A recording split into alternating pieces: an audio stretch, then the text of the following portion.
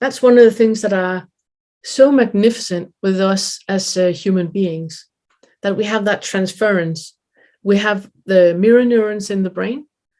And for me, just to sit in the space that I am in and owning who I am and being completely fine with you not liking me, that transference is happening to you. And that is what you feel sometimes when you're with people, that they have like a calming effect on you, or they have an effect where all of a sudden you feel more authentic being you. It's because of that, of the mirror neurons, of that transference happening. So just listening to YouTube videos or reading books or being at workshops like this, going on retreat, just doing that. If you're doing it with people that you resonate with before you're going, then you will automatically adapt where they are. It's also why it's very important to listen to YouTube videos that you resonate with, because you will become it. Just like we say that the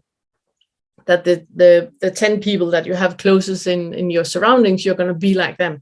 And it's because we can't do anything but that. The 10 people that you are thinking most of and talking most with and being with, that is how you're going to become. And that it also counts in those 10 people. It also counts the person that you absolutely dislike. If you're spending a lot of time thinking about how much you dislike that person, then there you go. It's now one of the 10. So therefore, it's very important to find, for example, workshops like this or YouTube videos where you feel a connection, because just by listening to it, the transference is happening and you are becoming. And then you've probably seen some of the videos that I have made where I talk about that when you are the ego, the one that is feeling all the feelings, and you pull yourself out of all the emotions, pull yourself out of the maze and are in the observer instead, where you are authentic, you will start to have thoughts of doubt and skepticism. And it's part of the ego survival mechanism. It's part of where you start to not believe in what is happening for you, what you are experiencing. Or you might get thoughts of, for example, if you wake up during the night and you have like pounding heart and you're sweating, then you might get super, super scared.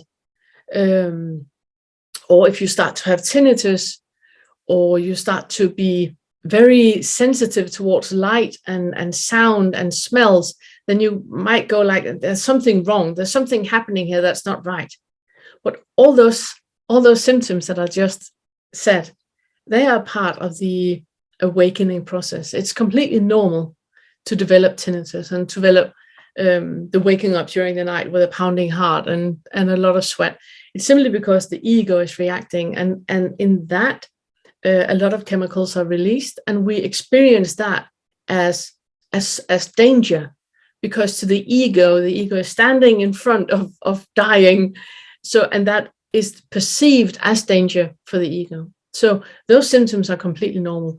But what it does is that with those symptoms, you also get a lot of doubt about that this is the right thing to do, a doubt about your process, a doubt that this is for you. No, awakening is not for me. It's what happens to Buddhas, to Eckhart Tolle, to like people of, that you revere, Dalai Lama. It happens to those people, not to me. It can't happen to me. I'm just like normal person. And that's part of it. It's part of it. Of course it can happen to you. If it can happen to them, it can happen to you. There's no difference. Wherever you are in your life, you can experience awareness and awakening too. Of course you can. One of the words that the ego use when you are in this phase, it is the I feel that. I know that when we talk about the non-violent language and so on, we're taught that we need to talk from our feelings.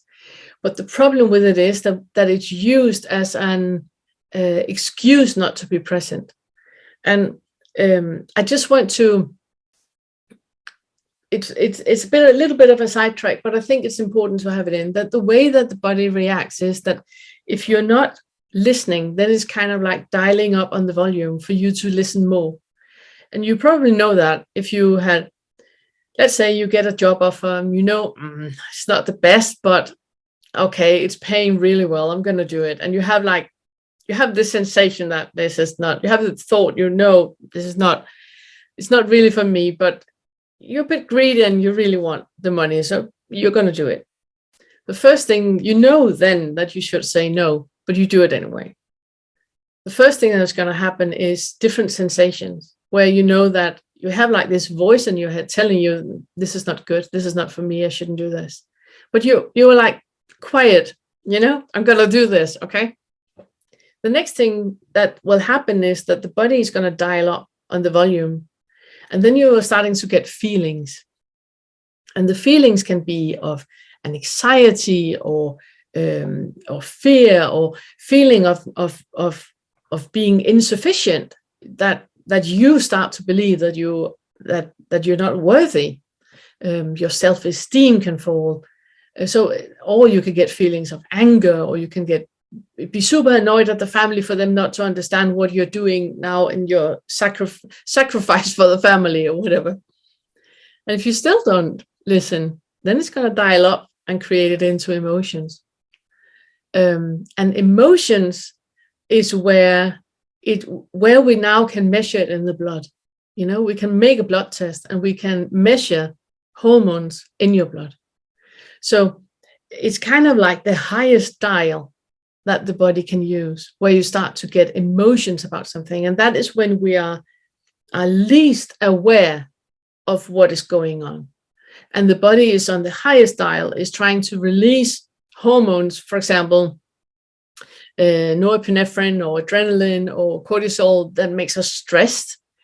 If we keep, diverting our attention from that, then we will, need time off because of stress.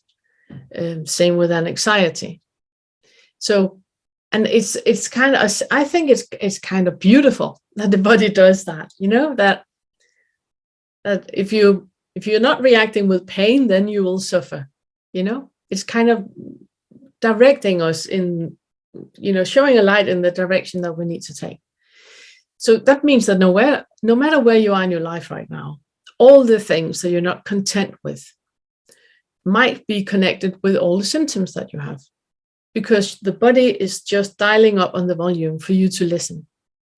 And a process like we have here in the workshop or process which you will start if you want to experience the awakening, it's all of that will become very, very real in your life. Because underneath all that, as soon as you remove that fake life that you have created for yourself, underneath you have all the repressed emotions, and they will pop up. They will come up, all of them, and usually at the same time. And that will then create again the feeling of doubt or skepticism. It can't be right, it can't be like this, it shouldn't be like that. But you need to pull yourself up to the level of the observer and look at what has happened until this moment that you're in right now. What have you done to yourself until this moment right now? What is lying underneath that fake facade that you have created of a life and of a persona, of a character that you identify with?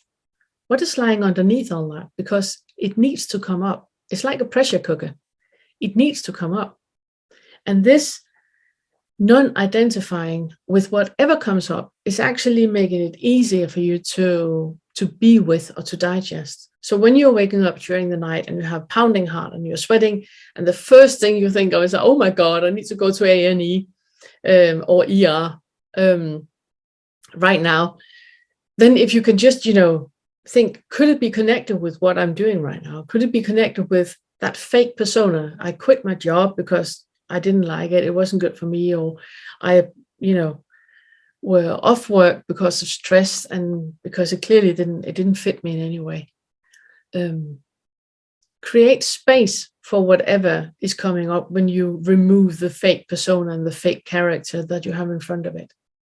And then just be with it. Just like if you have a child and the child comes home and is super, super sad and crying and really needs your support, you're not telling it to man up and, don't cry and all of that. The best you can do is just to create space, allow a space where the feelings can surface and can come up. And then you will cry it all out. And then you will be at the other side where you have been your parent, where you have been like your loving mother and your protecting father, no matter who you had as a caregiver. But you have been that for you. And you have created a space where you can feel whatever is coming up, and it's completely fine, whatever is coming up.